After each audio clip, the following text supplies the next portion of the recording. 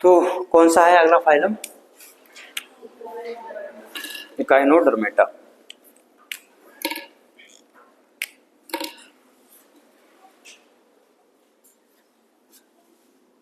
Phylum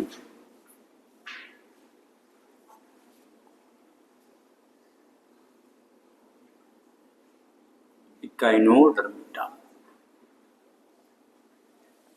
अब देखो, जो ये इकाइनोडर्मेटा के जो मेंबर्स होते हैं, इनके अगर अपन अदर नेम की बात करते हैं तो इनकी जो त्वचा या जो शरीर होता है वो कांटेनुमा होता है, तो इनको क्या बोला जाता है? कंटक त्वचा वाले प्राणी, या फिर स्पाइनी स्किन। स्पाइन जैसी इनकी स्किन होती है ना, बॉडी कैसी होती है? कंटक त्वचा वाली होते हैं। नेक्स्ट बात करते हैं हैबिटेट की, मतलब कि आवास। तो आवास क्या होता है इनका? केवल समुद्री। कैसे पानी में मिलते हैं ये? समुद्री पानी में, या फिर लवणीय में, अलवणीय में, लवणीय जल में। कौन से जल में मिलेंगे? लवणीय जल में। ठीक है। आवास के बाद में संगठन का स्तर। संगठन का स्तर, तो जो संगठन का जो स्तर होता है इसमें कैसा मिलेगा? अंगित तंत्र स्तर का मिलेगा। कैसा मिलेगा? अंगित तंत्र स्तर का। संगठन के स्तर के बाद में सम्मिति की बात करते हैं। सम्मिति कैसे मिलेगी? इसमें देखो, सम्मिति दोनों ही मिलती है। अगर अपन बात करते हैं लार्वा की, किसकी? लार्वा की, तो लार्वा में कौन सी सम्मिति होती है? द्विपार्श्व सम्मिति होती है, मतलब कि बाइलेटरल। और अगर बात करते हैं अपन किसकी? वयस्क की, तो वयस्क में कैसी होती है? अरीय सम्मिति होती है। तो इकाइनोडर्मेटा में दोनों प्रकार की सम्मिति मिलती है, अरीय सम्मिति भी और द्विपार्श्व सम्मिति भी। सम्मिति के बाद में अपन बात करेंगे जनन स्तर की। जनन स्तर, इसमें 2 स्तर होते हैं कि 3 होते हैं? 3 होते हैं। तो 3 का मतलब क्या हो जाएगा? ट्रिप्लोब्लास्टिक। अब ट्रिप्लोब्लास्टिक है तो कौन कौन से जन्म स्तर मिलेंगे? एक्टोडर्म, एंडोडर्म और मेसोडर्म। सबसे बाहर वाला एक्टोडर्म, सबसे अंदर वाला और बीच वाला मेसोडर्म। जनन स्तर के बाद में अपन बात करते हैं गुहा की। गुहा इसमें मिलती है कि नहीं मिलती? मिलती है। तो ये कैसे हो जाते हैं? गुहीय। और गुहीय में भी कौन से वाले? एंटेरोसिलोमेट। कौन से हो जाएंगे? एंटेरोसिलोमेट हो जाते हैं। जनन स्तर हो गया है, गुहा हो गई है। गुहा के बाद में कंकाल की बात करते हैं। किसकी बात करेंगे? कंकाल। कंकाल इसमें जो होता है वो CaCO3 का बना होता है। किसका बना होता है? जिसको बोला जाता है कैलकेरियस। क्या बोला जाता है? कैलकेरियस, या फिर CaCO3 का ऑसिकल्स होती है। ऑसिकल मतलब जो बोन्स होती है ना, बोन जैसा स्ट्रक्चर होता है हार्ड, और किससे मिलकर बना होता है? CaCO3 या फिर कैलकेरियस स्केलेटल होता है। कंकाल के बाद में फिर क्या हो जाता है? पाचन। पाचन बताइए, इसमें पूर्ण मिलेगा क्या? पूर्ण मिलेगा। पूर्ण पाचन मिलता है। कैसा मिलेगा? पूर्ण। अब पूर्ण मिलेगा तो देखो, माउथ भी प्रेजेंट है और एनएस भी प्रेजेंट है। माउथ भी प्रेजेंट है और एनएस भी प्रेजेंट है। लेकिन माउथ और एनएस में इसमें थोड़ा सा क्या होता है? लफड़ा रहता है। क्या लफड़ा है? देखो, नॉर्मली जो माउथ होता है वो ऊपर की साइड में होता है, लेकिन इसमें कैसा होगा? नीचे की साइड में। तो इसका जो माउथ है वो कैसे होता है? नीचे की तरफ होता है। नीचे की तरफ मतलब कौन सी साइड? वेंट्रल साइड में होता है। किधर की साइड में होता है? वेंट्रल साइड में। और जो एनएस है वो ऊपर की तरफ होती है। ऊपर की तरफ मतलब कौन सी साइड में हो जाएगा? डोर्सल साइड में। इसमें आपको ये याद रखना है कि जो माउथ है वो ऊपर की साइड में नहीं होता है, नीचे की साइड में होता है, और जो एनएस है वो ऊपर की साइड में होती है। पाचन हो गया। पाचन पूर्ण होता है, माउथ और एनएस दोनों प्रेजेंट होते हैं। अच्छा, बाह्य कोशिकीय होगा कि अंतः कोशिकीय? बाह्य कोशिकीय होता है। ईसीडी आईसीडी बाह्य कोशिकीय पाचन। पाचन के बाद में श्वसन। श्वसन जो उसमें होता है वो किससे होगा? गिल्सी से होगा। किससे? गिल्सी से होता है। श्वसन के बाद में उत्सर्जन। अब अगर उत्सर्जन की बात करते हैं तो इसमें उत्सर्जन तंत्र अनुपस्थित होता है। उत्सर्जन तंत्र अनुपस्थित होता है। अब देखो उत्सर्जन तंत्र अनुपस्थित है तो क्या वो उत्सर्जन नहीं करेगा? क्या करेगा तो सही ना। तो उसके लिए इसमें क्या मिलता है? जल संवहन तंत्र। कौन सा मिलता है? जल संवहन तंत्र। एक आया था जल नाल तंत्र, वो मिल रहा था पोरीफेरा में, और ये कौन सा है? जल संवहन तंत्र। किसमें मिलता है? इक्यानोडर्म में। तो दोनों में कंफ्यूज नहीं हो रहा है। जल नाल तंत्र तो कहाँ पे मिलेगा? पोरीफेरा में। और जल संवहन तंत्र कहाँ पे मिलता है? इकाइनोडर्मिटा में मिलता है। कहाँ पे मिलेगा? इकाइनोडर्मिटा में। तो इसमें उत्सर्जित तंत्र तो अनुपस्थित है, लेकिन किससे होगा फिर? जल संवहन तंत्र से होता है। उत्सर्जन के बाद में परिसंचरण। परिसंचरण तंत्र बताओ, इसमें ओपन या क्लोज? देखो परिसंचरण तंत्र तो प्रेजेंट तो होता है, और कैसा मिलेगा? ओपन टाइप का मिलता है। कौन सा मिलता है? ओपन टाइप, मतलब कि खुला परिसंचरण तंत्र मिलेगा। कैसा मिलेगा? खुला परिसंचरण तंत्र। परिसंचरण तंत्र के बाद में हम बात करेंगे किसकी? तंत्रिका तंत्र की। तंत्रिका तंत्र के लिए वही जो इससे पहले वाले में मिल रहा था, क्या? DSB, डबल सॉलिड और वेंट्रल। डबल सॉलिड और वेंट्रल। दोहरा अधर ठोस तंत्रिका रज्जु। कैसा मिलेगा? दोहरा ठोस और अधर तंत्रिका रज्जु मिलता है। तंत्रिका रज्जु क्लियर। तंत्रिका तंत्र। तंत्रिका तंत्र के बाद में जनन। जनन की बात करते हैं तो कैसा रिप्रोडक्शन करेंगे? लैंगिक। क्या लैंगिक? लैंगिक जनन करेंगे। कैसा जनन करेंगे? लैंगिक जनन करते हैं। और ये होते हैं कैसे? यूनिसेक्सुअल, मतलब एक लिंगी के द्विलिंगी? एक लिंगी होते हैं। फर्टिलाइजेशन जो होता है वो एक्सटर्नल होता है। कैसा होता है? एक्सटर्नल फर्टिलाइजेशन होता है। कैसा होगा? एक्सटर्नल फर्टिलाइजेशन होगा। और परिवर्धन कैसा होता है? इनडायरेक्ट होता है। इनडायरेक्ट का मतलब है लार्वा मिलेगा कि नहीं मिलेगा? अरे मिलेगा कि नहीं मिलेगा? मिलेगा। लार्वा उपस्थित होता है। समझ गए? तो फाइलम कौन सा है? इकाइनोडर्मेटा। इसके अदर नेम क्या होते हैं? इनको बोला जाता है कांटिन्यूमा, या फिर कंटैक्ट त्वचा वाले, या फिर स्पाइनी बॉडी वाले एनिमल्स बोला जाता है। हैबिटेट कैसा होता है इसका? केवल और केवल कहाँ पे मिलते हैं? समुद्री पानी में मिलते हैं, या फिर लवणीय जल में मिलते हैं। संगठन का स्तर अंगतंत्र स्तर का हो जाएगा। सम्मिति दोनों मिलती है। लार्वा अगर पूछेंगे तो क्या बताना है? बायलेटरल बताना है, द्विपार्श्व सम्मिति बनानी है। और वयस्क पूछेगा तो अर्य सम्मिति। जनन स्तर 3 जनन स्तर पाए जाते हैं, इसलिए इसको बोला जाता है ट्रिप्लोब्लास्टिक। क्या बोलेंगे? ट्रिप्लोब्लास्टिक। गुहा मिल जाती है, मतलब ये सत्य गुही होते हैं, और उसमें भी कौन सी वाली मिलती है? एंटेरोसिलोमेट। दो होती है ना, साइजोसिलोमेट और एंटेरोसिलोमेट, तो कौन सी वाली मिलती है? एंटेरोसिलोमेट। कंकाल कैसा मिलेगा? मिलेगा CaCO3 का बना हुआ, मतलब कैल्शियम कार्बोनेट से बना हुआ। ऑसिकल्स होती है, मतलब बोनी स्ट्रक्चर्स होती है। ये कैसी होती है? ऑसिकल्स। उसके बाद में पाचन कैसा मिलेगा? पूर्ण मिलेगा। माउथ भी प्रेजेंट, और लेकिन इसमें क्या लफड़ा है कि जो माउथ है वो नीचे की तरफ है, मतलब कि वेंट्रल साइड में है, और एनस ऊपर की तरफ है, मतलब कि डोर्सल साइड में है। बाह्यकोशी के पाचन होता है। शोषण कैसा हो जाएगा? गिल्स के द्वारा होता है। उत्सर्जन, उत्सर्जन के लिए तंत्र अनुपस्थित है। ये भी इंपॉर्टेंट है कि इकाइनोडर्मिटा में कौन सा सिस्टम अनुपस्थित होता है? उत्सर्जन तंत्र। एक्सक्रीटरी सिस्टम नहीं होता है, लेकिन करेंगे तो सही ना। तो किससे करेंगे? जल संवहन तंत्र द्वारा। परिसंचरण किससे होता है? प्रेजेंट होता है और ओपन टाइप का होता है। तंत्रिका तंत्र दोहरा ठोस अर्ध तंत्रिका रज्जु। जनन कैसा है? लैंगिक जनन है। एक लिंगिक प्राणी होते हैं, बाह्य निषेचन होता है, और अप्रत्यक्ष परिवर्धन होता है, और लार्वा उपस्थित होता है। क्लियर है? करो नोट।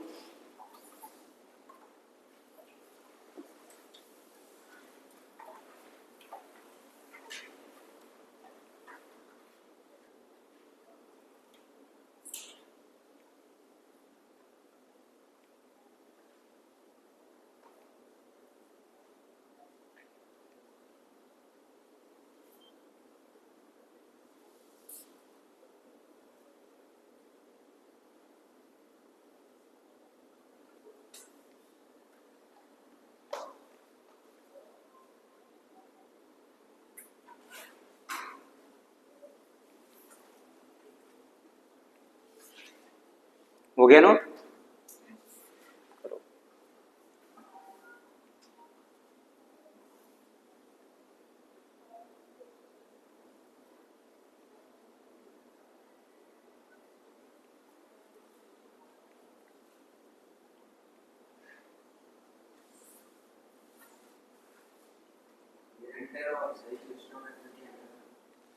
देखो लिखवा रखा होगा, नहीं लिखा है। तो जो साइटोसिलोमेट होते हैं ना, उसमें तो क्या होता है कि इससे पहले वाला स्यूडोसिलोमेट, उसमें मेसोडर्म के पाउच मिलते हैं। अब वही जो पाउच है वो स्प्लिट हो जाते हैं या फिर वो फट जाते हैं। फटने से जो बनती है कैविटी, गुहा, उसको बोला जाता है साइटोसिलोमेट। और जो इसकी देह गुहा की जो भित्ति होती है और एक आहार नाल की भित्ति होती है, अगर आहार नाल की भित्ति जो है वो एनलार्ज हो जाएगी, मतलब आउट पॉकेटिंग हो जाती है और वापस से वो जुड़ जाती है, तो उससे जो बनती है वो उसको बोला जाता है एंटेरोसिलोमेट। ठीक है, नोट नहीं कर रखा है तो जब से नहीं आया फिर मेरे को बताना है ना, दे देंगे। कौन से फाइलम से आने लग गया था? अच्छा, नोट नहीं किया तो नोट करना।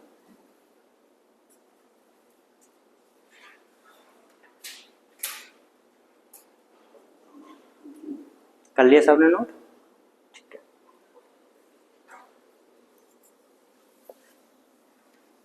अब जनन के बाद में है क्या? Special feature.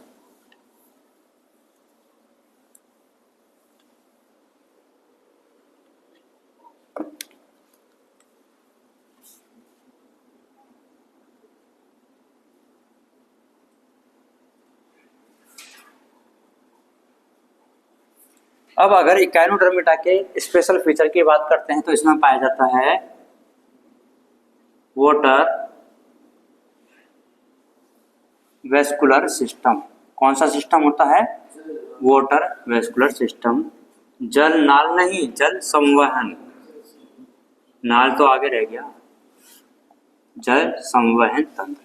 ठीक है, अब जैसे जल संवहन तंत्र होता है वैसे ही कौन सा था? जलनाल तंत्र था। जलनाल तंत्र के अपन ने अलग अलग काम देखे थे, जैसे कि श्वसन में होता है, पाचन में होता है, उत्सर्जन में होता है ना। वैसे इसके भी कुछ कुछ काम होते हैं। इसका पहला जो काम है फंक्शन, वो होता है लोकोमोशन में, मतलब कि गमन में। दूसरा काम होता है इसका कैप्चरिंग में, किसी भी चीज को पकड़ने के लिए। अगला इसका जो काम होता है रेस्पिरेशन में, श्वसन में। रेस्पिरेशन के बाद इसमें होता है किसमें? एक्सक्रीशन में होता है। और इसके अलावा किसमें होता है? डाइजेशन में भी होता है। तो कितने काम हो गए इसके? 5 काम हो गए, लोकोमोशन में, कैप्चरिंग में, रेस्पिरेशन में, एक्सक्रीशन में और डाइजेशन में। तो ये होता है special feature of phylum Echinodermata. अब इसके बात करते हैं हम उदाहरणों की। आपने तारा मछली देखी होगी ना, स्टारफिश। तो स्टारफिश किस में आती है? इकाइनोडर्मेटा में आती है।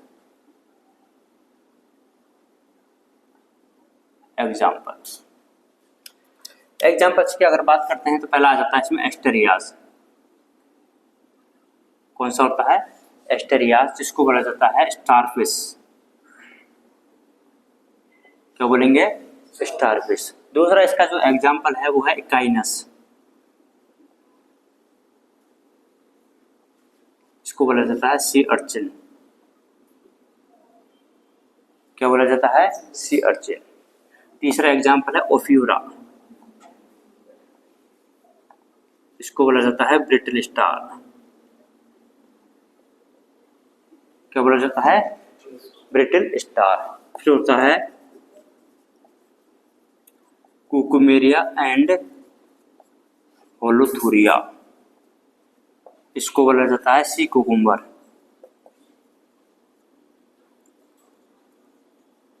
क्या बोला जाता है? Sea cucumber. देखो, एस्टेरियास को स्टारफिश बोला जाता है, मतलब कि तारा मछली। इसको बोला जाता है सी अर्चिन। यह है ब्रिटल स्टार, मतलब बंगूर तारा। और सी कुकुम्बर मतलब समुद्री खीरा है। नहीं, इसका नाम है, ब्रिटल स्टार बोला जाता है इसको, इकाइनोडर्मेटा है वो, समुद्री खीरा। क्या कौन कौन से हो गए हैं? एस्टेरियास है, इकाइनस है, ओफ्यूरा है और कुकुमेरिया है। ये सारे किसके एग्जाम्पल हैं? एक और है एंटोडोन सिलिली।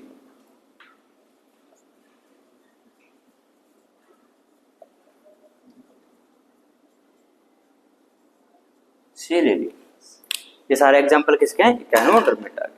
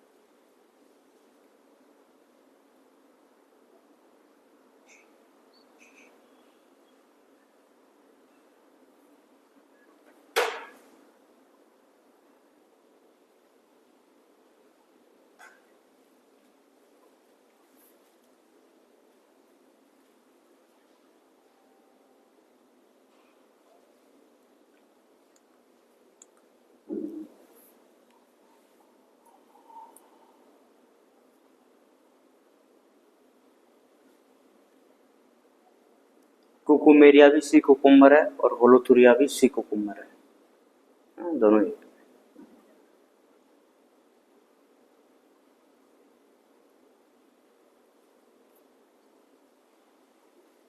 हो गया?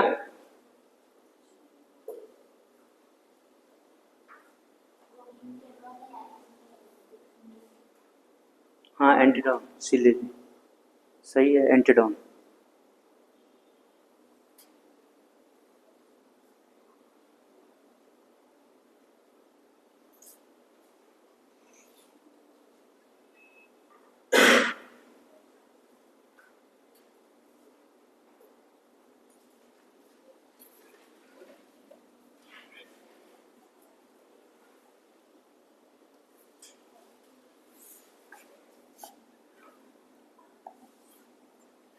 हो गया सबका? तो ये कौन सा फाइलम था? Phylum Echinodermata. अब इसके बाद में कौन सा फाइलम है? हेमिकॉर्डेटा।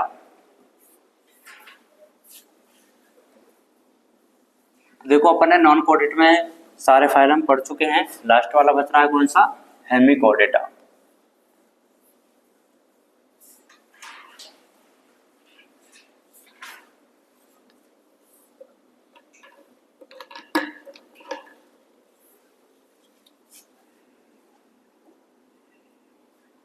हेमिकॉर्डेटा।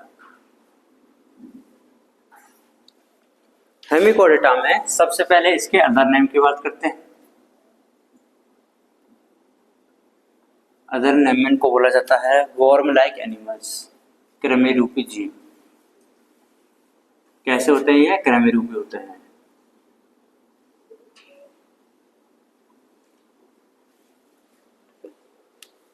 उसके बाद में आवास, तो ये भी इकाइनोडर्मेटा की तरह केवल और केवल समुद्री पानी में।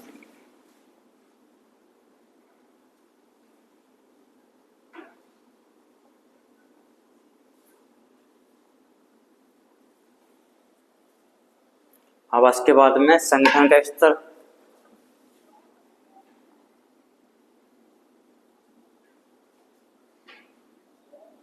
कैसा मिलेगा? अंग तंत्र स्तर का मिलेगा।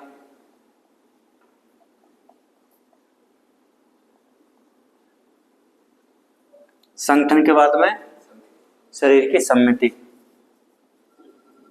सम्मिति कैसे मिलेगी भाई? द्विपार्श्व मिलेगी, क्या दिया? द्विपार्श्व मिलेगी, मतलब कि बाइलेटरल। सम्मिति के बाद में जनन स्तर। दो जनन स्तर होते हैं कि तीन? तीन होते हैं। तीन होते हैं तो क्या बोलेंगे? ट्रिप्लोब्लास्टिक। और कौन कौन से मिलेंगे? एक्टोडर्म, एंडोडर्म और मेसोडर्म। जनन स्तर के बाद में गुहा की बात करते हैं तो जो गुहा मिलेगी वो एकाइनोडर्मिटा की तरह ही मिलेगी। कैसे मिलेगी? एकाइनोडर्मिटा की तरह ही मिलेगी। मतलब ये भी कैसे होते हैं? सत्य गुहीय होते हैं। कैसे होते हैं? सत्य गुहीय और एंटेरोसिलोमेट होते हैं। कैसे होते हैं? एंटेरोसिलोमेट होते हैं। गुहा के बाद में कंकाल। इसमें कंकाल की बातें अपन को नहीं करनी है। कंकाल के बाद में पाचन। पाचन इसमें जो मिलेगा पूर्ण मिलेगा। कैसा मिलेगा? पूर्ण मिलेगा। और तो माउथ और एनस मिलेंगे, एक में ही मिलेंगे क्या अलग अलग? मतलब दोनों के लिए एक ही ओपनिंग होती है क्या अलग अलग होती है? अलग अलग होती है ना। माउथ भी प्रेजेंट और एनस भी प्रेजेंट है। अच्छा, पाचन जो होगा वो बाह्यकोशिकीय होगा कि अंतरकोशिकीय होगा? बाह्यकोशिकीय होगा। मतलब कि एक्स्ट्रा सेलुलर डाइजेशन। पाचन के बाद में श्वसन। श्वसन में आपको इसमें याद रखना है किसके थ्रू होगा? गिल्स के थ्रू होता है। किसके थ्रू होता है? गिल्स के थ्रू होता है। श्वसन के बाद में उत्सर्जन। उत्सर्जन के लिए इसमें विशिष्ट संरचनाएं पाई जाती है, विशिष्ट ग्रंथियां पाई जाती है, जिनको बोला जाता है प्रोबोसिस ग्लैंड। क्या बोला जाता है? Proboscis gland. और हिंदी में बोला जाता है इनको शुंड ग्रंथि। क्या बोला जाएगा? शुंड ग्रंथि। क्या बोलेंगे? और इंग्लिश में प्रोबोसिस ग्लैंड। उत्सर्जन के बाद में परिसंचरण। परिसंचरण तंत्र इसमें मिलेगा कि नहीं मिलेगा? मिलेगा, तो उपस्थित होता है। तो मिलेगा तो कैसा मिलेगा? खुला परिसंचरण तंत्र मिलता है। कैसा मिलता है? खुला परिसंचरण तंत्र। परिसंचरण के बाद में तंत्रिका तंत्र मिलेगा कि नहीं मिलेगा? मिलता है, लेकिन अल्प विकसित होता है। और कैसा मिलेगा? DSV। मतलब कि दोहरा होता है, ठोस होता है और अधर होता है। और तंत्रिका रज्जु।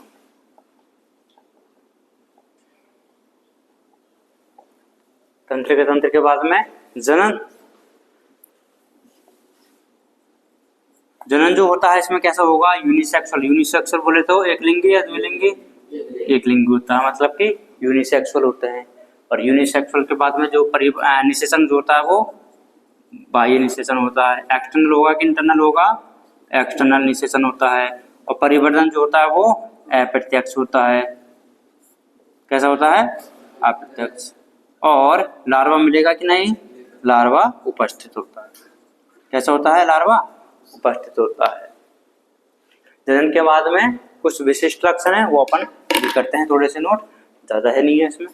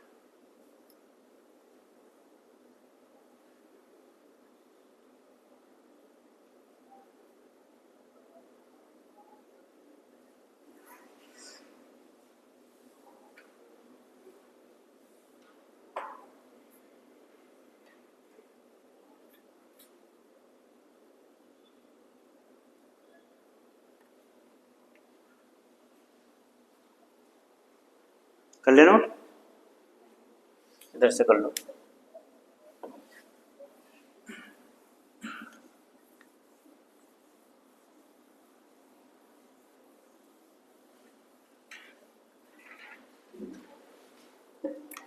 अब बात करते हैं हेमिकोडेटा के कुछ स्पेशल फीचर की।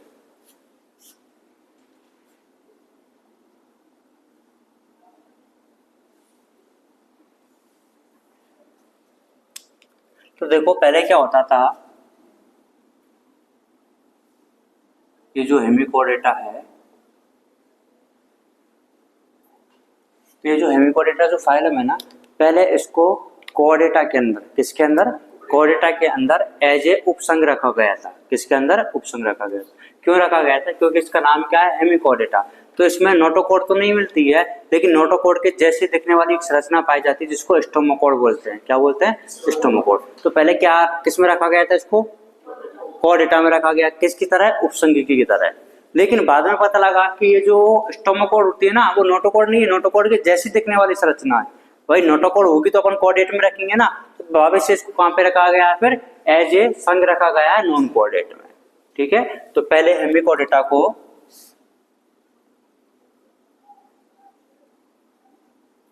उपसंग की तरह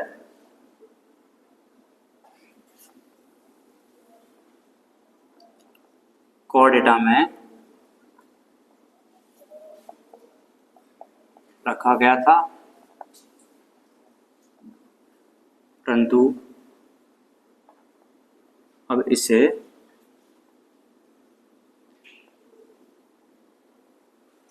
नॉन कोडेटा में संघ की तरह माना गया है। तो पहले तो क्या था, उपसंघ की तरह माना गया था, लेकिन अब क्या मानते हैं, इसको संघ मानते हैं। ठीक है, अब ये जो हेमिकोडेटा के जो जीव होते हैं, उनका शरीर 3 भागों में विभाजित होता है। कितने भागों में, 3 भागों में। पहला होता है अग्रभाग, जिसे बोला जाता है प्रोबोसिस, प्रोबोसिस और सुन। दूसरा भाग होता है कॉलर। तीसरा भाग होता है ट्रंक, जो कि कैसा होता है, लॉन्ग होता है। तो 3 भाग कौन कौन से हैं, अग्रभाग को क्या बोला जाएगा, प्रोबोसिस या सुंड, दूसरे भाग को कॉलर, और तीसरे भाग को ट्रंक, जो कि कैसा होता है, लॉन्ग होता है। अगला पॉइंट होता है कि हेमिकोडेटा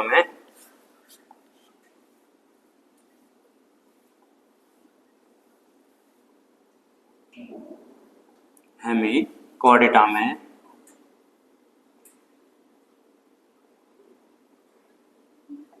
नोटोकोड के जैसे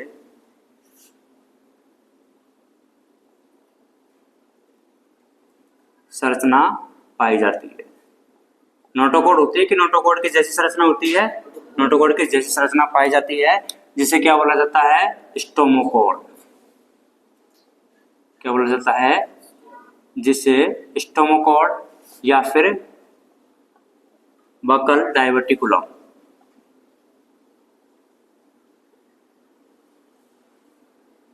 कहा जाता है। क्या बोलेंगे, बकल डाइवर्टिकुलम कहा जाता है। और ये जो मिलती कहां पे है, यह संरचना ये तीनों भागों में ना, इनमें से कौन से में मिलेगी, कॉलर वाले भाग में मिलती है।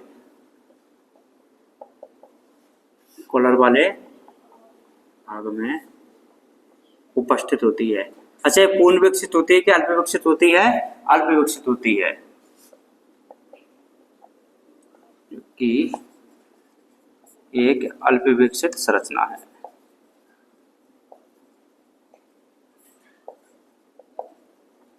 कैसी संरचना है, अल्प विकसित संरचना है। अब बात करते हैं इसके एग्जाम्पल की। एग्जाम्पल में आपको 2 ही याद रखने हैं।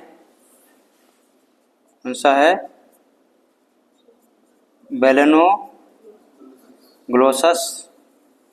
दूसरा है सेकोग्लोसस। डायग्राम देखते हैं इसका। ये सबसे ऊपर वाला जो पार्ट होता है, इसको बोला जाता है क्या, प्रोबोसिस या फिर उसके बाद में जो बीच वाला पार्ट है उसको बोला जाता है कॉलर, और कॉलर से ही जो अटैच होता है उसको बोला जाता है ट्रंक।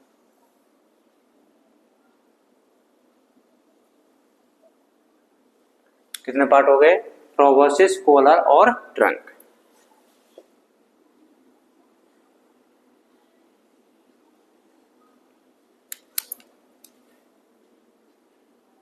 तो सबसे पहले वाला पार्ट कौन सा है? प्रोबोसिस, जिसको हिंदी में क्या बोलते हैं? सुन। बीच वाला पार्ट कौन सा है? कॉलर। और सबसे लास्ट वाला पार्ट कौन सा है जो कि लंबा होता है? ट्रंक वाला रीजन है।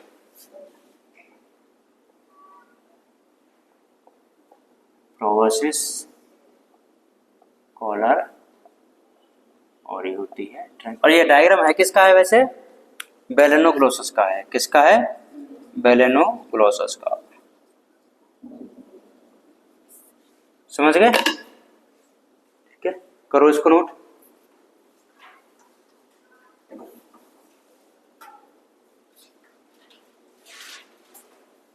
तो ये याद रखना है ना स्टोमोकोड वाला पॉइंट।